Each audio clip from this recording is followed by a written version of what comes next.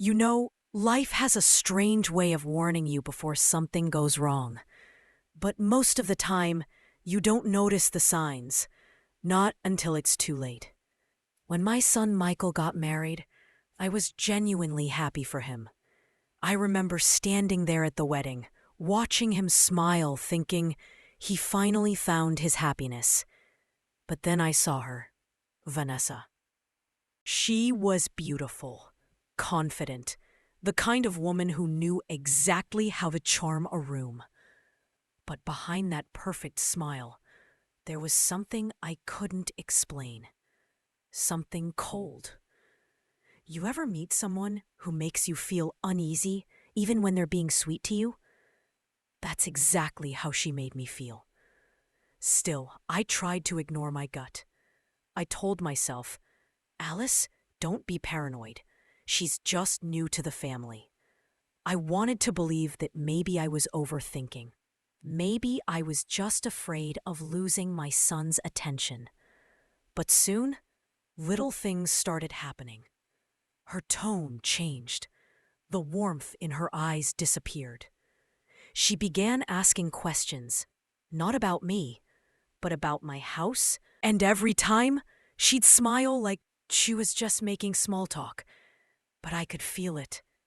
There was something behind those words, something sharp. At first I brushed it off, but late at night, when the house went quiet, I'd sit by the window and think about the way she looked at me. It wasn't love. It wasn't care. It was calculation. Still, I said nothing. Because when you're a mother, you always think, maybe it's just in my head. Maybe she'll change.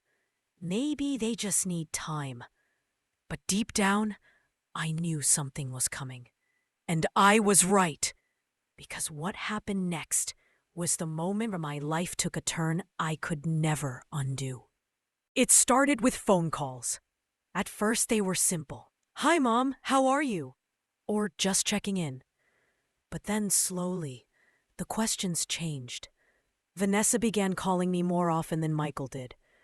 And not to ask how I was doing, no. She wanted details.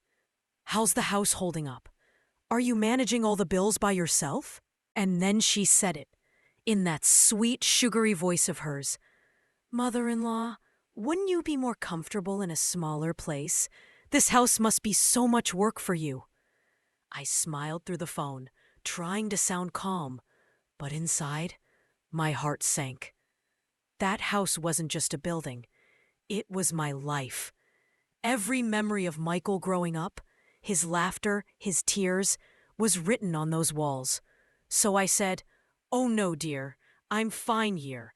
This home keeps me company." She laughed softly and replied, "Of course, but just think about it. You could sell it, make some money, maybe travel a little. Michael and I could help you manage the finances so it lasts longer."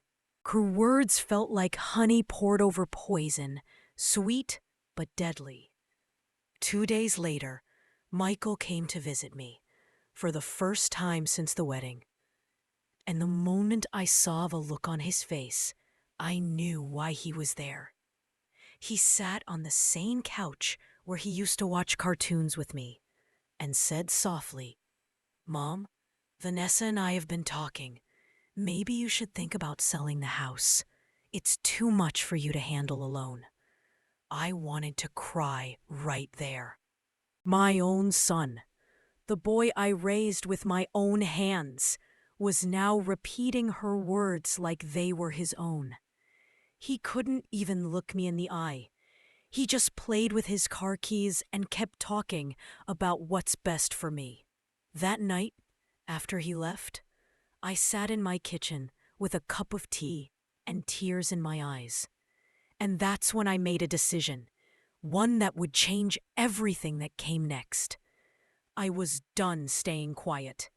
I was going to protect what was mine, no matter what it took. That night, I barely slept. I kept hearing Michael's words echoing in my head. "It's too much for you, Mom. Maybe you should sell." I knew those weren't his words. They were hers. Vanessa had gotten inside his head, and I could feel her pulling the strings one by one. I looked around my kitchen, at the old photos on the wall. My husband, our first car, Michael as a baby, and I made myself a promise. I wasn't going to let anyone erase this life I built. So the next morning, I picked up the phone and called the only person I could truly trust. My best friend, Rachel. We've known each other for over 40 years. She's the kind of friend who can hear the truth in your voice before you even say it. Rachel, I said softly, I need to tell you something, but you have to promise this stays between us. Her tone changed instantly. Alice, what's wrong? You sound scared. So I told her everything, from the way Vanessa had been treating me since the wedding, to the sudden interest in my house, and finally, about the inheritance. Yes, the one thing no one knew about, the 500-acre estate my late brother left me months ago. Rachel gasped. 500 acres, and you didn't tell Michael or Vanessa? I shook my head, even though she couldn't see me. No, my gut told me not to. There was silence for a moment, then Rachel said firmly, Thank God you didn't. That woman looked like a shark the first time I saw her. Listen to me, Alice. Tomorrow, we are going to see my lawyer. You need to protect everything you own. Promise me you won't sign a single thing until we talk to him. Her voice was sharp, but filled with care, the kind of strength I didn't realize I needed to hear. The next morning, Rachel picked me up. She drove us downtown to see her lawyer, Robert, an older man with kind eyes and the sort of calm that comes from seeing too many sad stories. After hearing everything, he looked straight at me and said, Mrs. Alice, this is serious. What you're describing, it's a pattern. They isolate you, make you feel incapable, then offer to help by taking control. You need to protect yourself legally before it's too late. As he spread my documents across his wooden desk, I felt something shift inside me. For the first time in weeks, I didn't feel helpless. I felt aware. I felt ready. When I left that office, I wasn't just someone's mother or someone's target anymore. I was a woman with a plan. But little did I know, they already had one too. For a few days after visiting the lawyer, things were quiet. Almost too quiet. I followed my usual routine. Morning tea, tending to my plants, reading by the window. But inside, I was alert. Every ring of the phone made my heart jump. Every knock at the door felt like a warning. Then, one afternoon, while I was watering my roses, I saw it. Michael's car pulling into the driveway. And he wasn't alone. Vanessa stepped out, perfectly dressed as always, carrying a thick folder under her arm. She smiled, that same practiced, polite smile that never reached her eyes. Hi, Mom, Michael said, pretending everything was normal. Can we come in? We just want to talk for a bit. I nodded, keeping my voice calm. Of course. We sat in the living room, the same room where Michael used to play on the carpet with his toy cars. But that day, it didn't feel like home anymore. It felt like a courtroom. Michael started first, his tone soft but rehearsed. Mom, we've been really worried about you. Managing all this by yourself can't be easy. We think maybe it's time to simplify things, make life easier for you. Before I could reply, Vanessa opened her folder and began spreading papers across my coffee table, like a dealer laying down cards. Mother-in-law, she said sweetly. We've spoken to some financial specialists who help seniors secure their assets. They all recommend moving your money into safer, more manageable investments. Her voice was calm, confident, almost too smooth. I leaned forward, pretending to look confused. Specialists? I haven't spoken to any specialists. Michael jumped in quickly. That's why we're here, Mom. You shouldn't have to handle this alone. Vanessa knows people who can help. I nodded slowly, my heart pounding so hard I could hear it. Then I looked down at the papers, and what I saw made my hands tremble. They wanted me to sell my house, transfer the money into a joint account, one where both Michael and Vanessa would have control to protect me from scams. I smiled faintly and said nothing. I just looked at them, the son I raised, and the woman who had turned him into a stranger. And as they sat there waiting for me to sign, I realized something. They weren't just after my house. They were after everything. That night, I couldn't sleep. I sat in the dark, staring at the same papers they'd placed on my table, their signatures already marked in blue ink, waiting for mine. They thought I was old. They thought I was fragile. They had no idea how awake I really was. The next morning, I called Robert, my lawyer. My voice shook as I told him everything. He listened quietly and then said, "Mrs. Alice, don't sign a thing. Whatever they offer, no matter how kind they sound, record it. Record everything." So that's what I did. My friend Rachel came over later that afternoon with a small digital recorder. She showed me how to use it. One simple button. "Hide it in your apron," she whispered. "Let's catch them in their own words." For 3 days, I waited, pretending to be calm, pretending to be the sweet, confused grandmother they thought I was. Then, on Friday, the phone rang. It was Vanessa. Her voice, sugary sweet, just like always. "Mother-in-law, have you had time to think about our proposal? There's a lovely spot at the retirement home we talked about, but we need to reserve it soon. There's a waiting list, you know." A waiting list. She made it sound like an opportunity instead of a prison. I took a deep breath.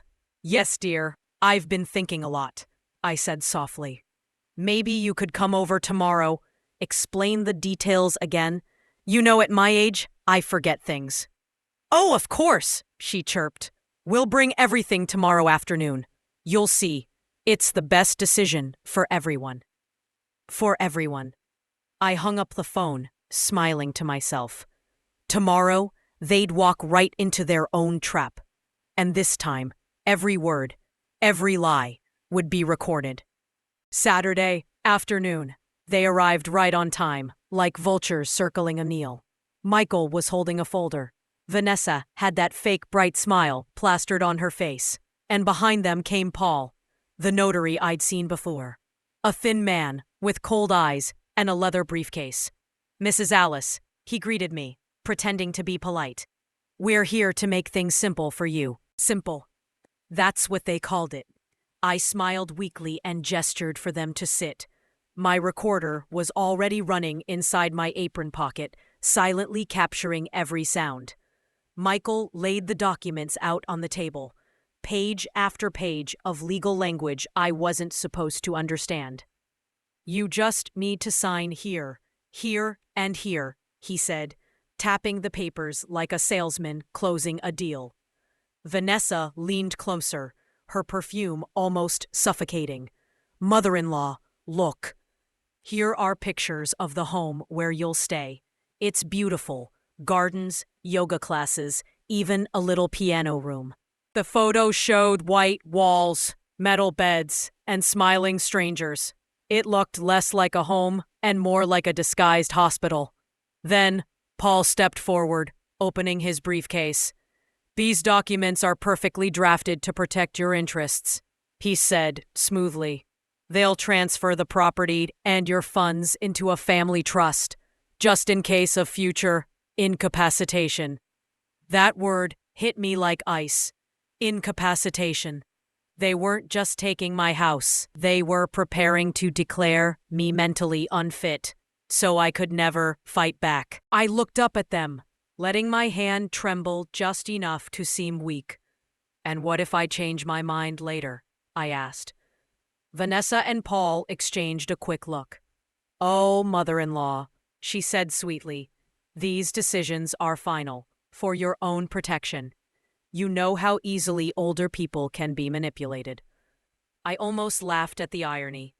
There she was, stealing my life, while warning me about people who might take advantage of me. Paul slid his golden pen across the table. "Whenever you're ready, ma'am." My heart pounded.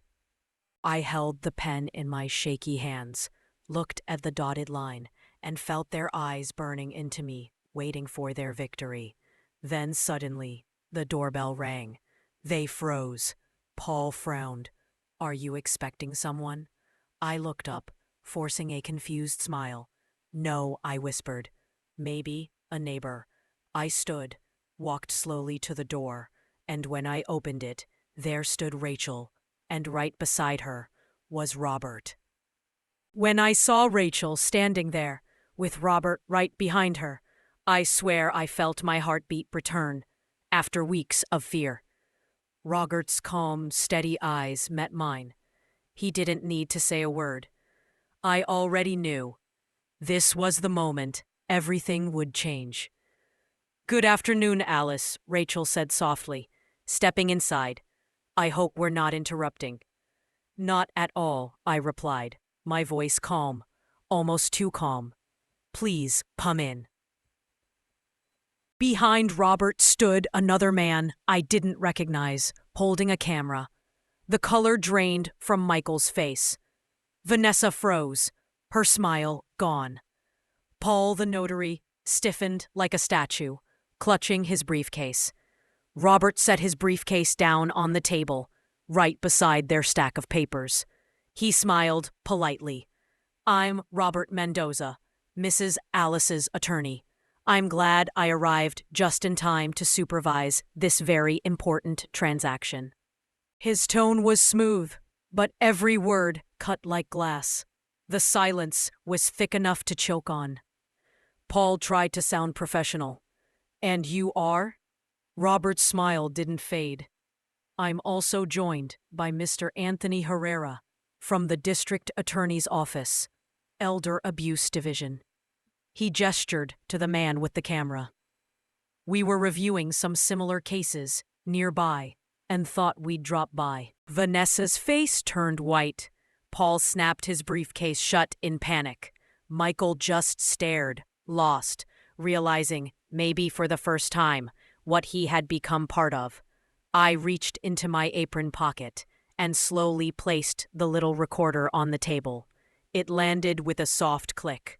The sound echoed like thunder. Robert nodded to Mr. Herrera, who began recording. "Mrs. Alice," he said, his voice steady and official, "can you please explain what documents they were asking you to sign and under what circumstances?" Vanessa laughed, a sharp, nervous sound.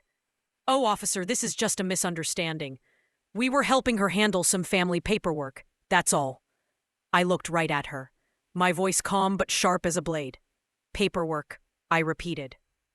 "You mean the part where you tried to make me sell my home, hand over all my money, and send me away to a place I never chose?" The room went silent. You could feel the truth hanging in the air like smoke after a fire. Paul tried to stand. "I think there's been a miscommunication," but Mr. Herrera raised his hand. "One moment, sir. We'll need to review all those documents. This is now part of an active investigation." And as Robert opened the folder and the recorder played back their own voices, I saw the fear bloom on their faces. For the first time, I wasn't the weak one in the room. They were.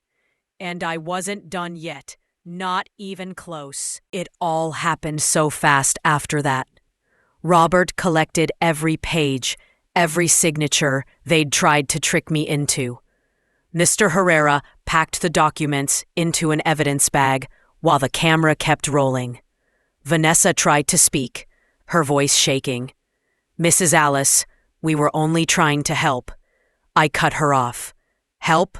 I said quietly. "You wanted my house, my savings, and my silence." For once, she had no words. Michael just sat there, staring at the floor. He couldn't even look at me. That was the part that hurt the most. knowing my own son stood beside them through it all. Robert turned to him and said, "Sir, you have the right to remain silent. I suggest you use it." 2 police officers entered not long after. They escorted Paul and Vanessa out first. Michael followed, his head low, not saying a word. The door closed behind them, and the house went quiet again. For a long moment, I just stood there. Same walls, same furniture, but everything felt different. Rachel came up beside me, touching my hand. "It's over," she whispered. I smiled faintly. "No," I said softly. "It's just beginning." Because now people were listening. Robert had already called a reporter he trusted, someone who'd been following elder abuse cases across the state. Within a week, my story was everywhere. Headlines, news segments, people calling, writing letters, thanking me for speaking up, for fighting back. And through it all, I kept that little recorder on my nightstand, a reminder that silence only helps the ones who do harm. Sometimes I sit by my window and think about that day. The day they thought they could erase me, and instead they made me louder than ever. I lost a lot that year. Trust, family, peace. But I gained something far stronger. My voice. And I'll never let anyone take that away again.